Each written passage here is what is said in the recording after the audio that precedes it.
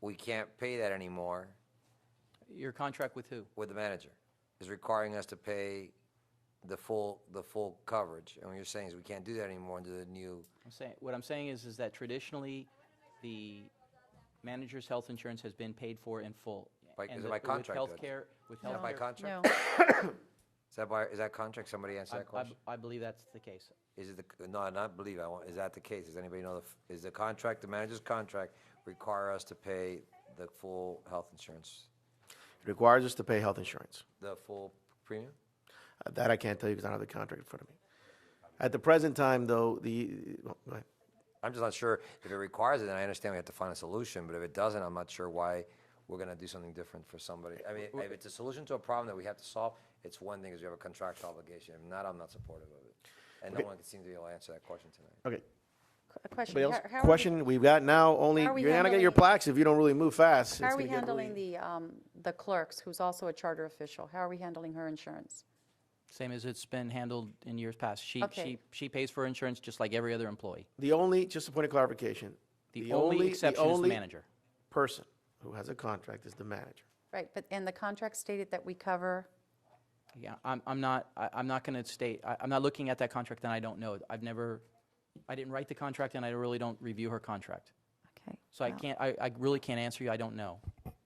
But I do know that in speaking with Elisa, I know that in looking back, we did pay 100% of Mr. Perinos's health insurance for him and his family, and we have paid for our current city manager's health insurance 100%.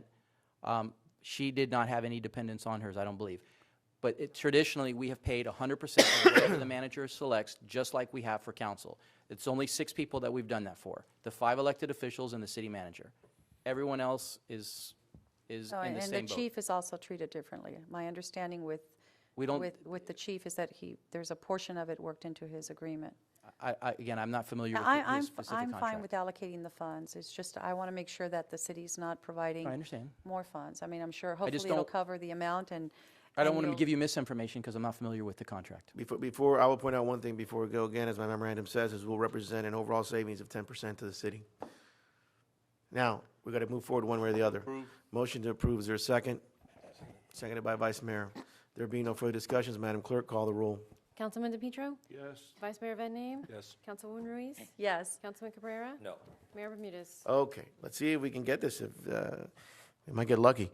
Second reading, ordinance 2010-26, the great resign to run for city appointees requested by Councilwoman Ruiz. Madam Clerk, let's read it into the record. Mr. Mayor, pardon me, the next item is. Oh, I'm sorry, I apologize. 5B. 5B, that was Councilman Cabrera withdrew, I'm sorry, Councilman Ruiz, I apologize. So let's go to that first. Consent agenda item 5B, read it into the record. A resolution of the mayor and the city council of the city of Doral, Florida, waiving the competitive bidding process and authorizing the city manager to negotiate and enter into an agreement with Municipal Procurement Services, Inc. for the provision of procurement services in an amount not to exceed budget amounts allocated for procurement services and with the option of renewal for 2 one-year periods and providing for an effective date. Tab number 2 in your book. Correct. I've had a concern over the procurement process as to the amount of funds that we're actually spending by putting it out and not actually having this done in-house. Management came back and basically stated that it's because it's a specialty, it's a unique service, and therefore the recommendation to hire a company, a service provider. And once again, this is not intended for the service provider. I'll just refer it as the service provider. And we would get the greatest amount of benefit, not only in dollars, but in the quality of the work product. And, you know, some of the projects were sporadic, so I understand we may not want to hire someone and then absorb the liability. But I have the same concerns over the bills as how were expressed earlier with reference to the previous manager.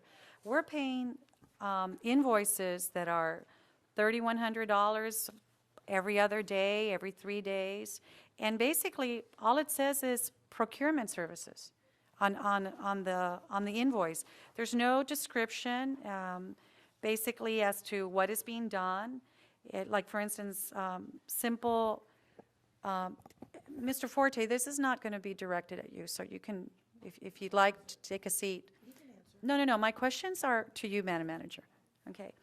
It's how these invoices are getting paid. Now, I already clarified with our our finance director as to the discrepancy, as to the invoice dates, that they don't match what's actually on the system, and I think that's being corrected. So I'm comfortable with the answer, and I'm very, Elisa and I spoke earlier, she gave me a very clear answer as to why it was happening and what steps she's taken, to correct it. So I'm very comfortable with that.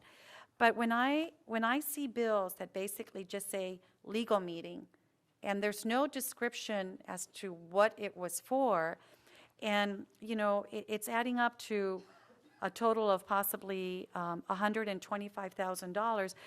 I've expressed this with our legal department. Mr. Morales knows this. I've been a stickler for actual descriptions attached to hours worked and dollars billed. I would expect the same from this particular service provider, and I think that I would like for management to address that directly. I don't think we're so far along that these invoices can't be corrected.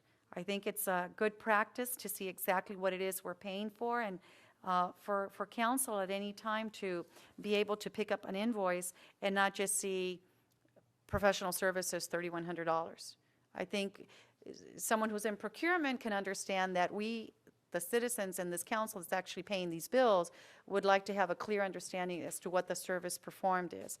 I'll give you an example. There's another one that states, for instance, you've got data management services, $2,400, or you have like financial advice, $3,000 something, but what is it?